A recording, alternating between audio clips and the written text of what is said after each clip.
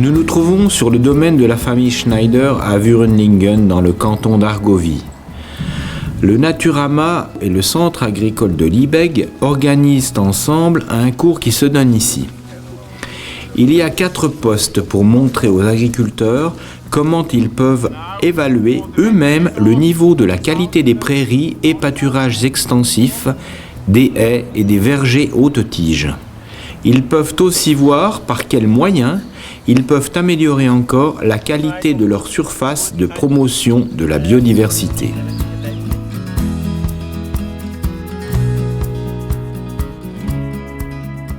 En prenant l'exemple du pâturage extensif, Thomas Baumann explique comment on peut faire passer la qualité du niveau 1 au niveau 2.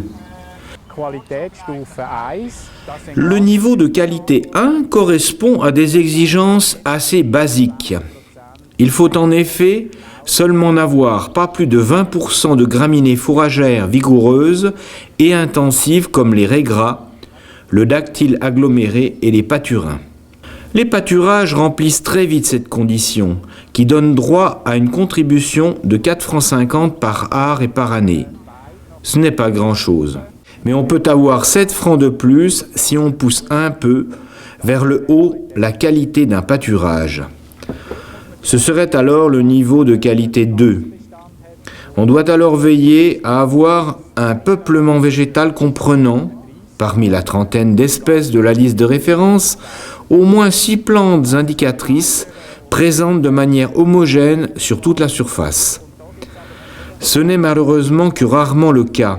Il y a quand même aussi la possibilité d'atteindre le niveau 2 en ayant par exemple 6 espèces indicatrices sur au moins 20% d'une surface et en complétant la valeur écologique du pâturage en y créant des petites structures.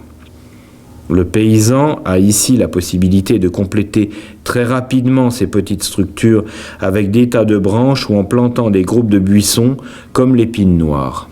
Toutes ces petites structures doivent représenter au moins 5% de la surface.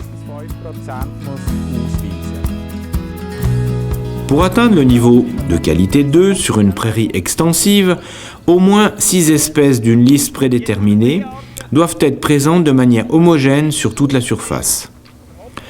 Si ce n'est pas encore le cas, il faut en général ressemer la prairie. Erich Huwiller explique comment ça se passe.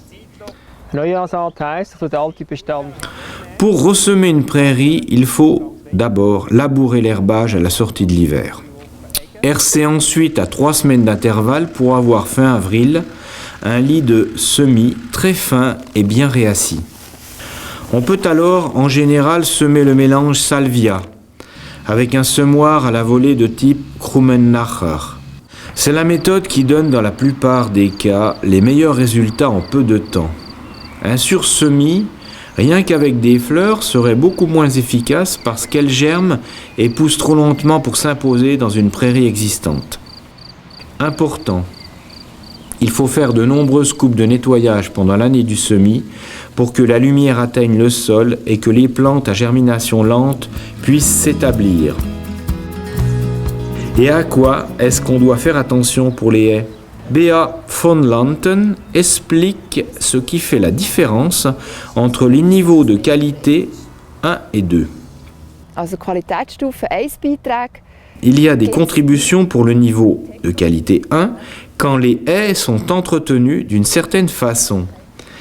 La mesure la plus typique est de réserver des surfaces écologiques où on n'épand ni engrais ni produits phytosanitaires. Il y a des contributions pour le niveau de qualité 2, quand les haies sont entretenues en respectant les directives correspondantes et les exigences pour la biodiversité.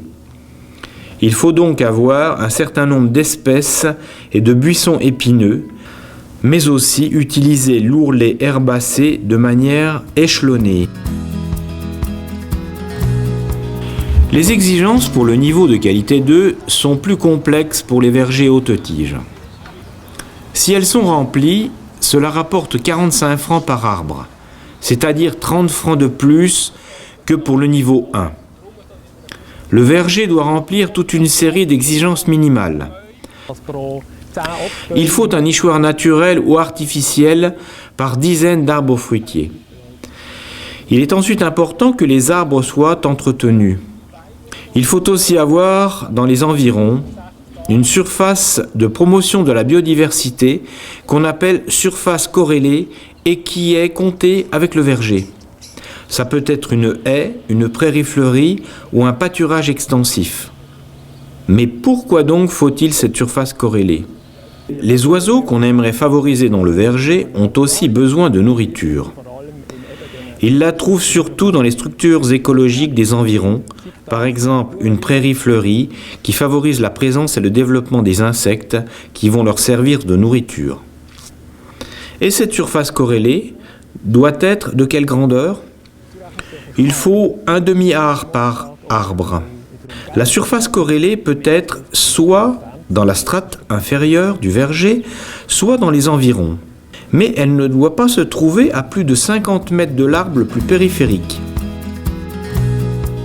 On peut donc dire, en résumé, qu'il est souvent possible d'améliorer la qualité des surfaces de promotion de la biodiversité avec des moyens simples. C'est positif aussi bien pour la nature que pour le porte-monnaie des familles paysannes.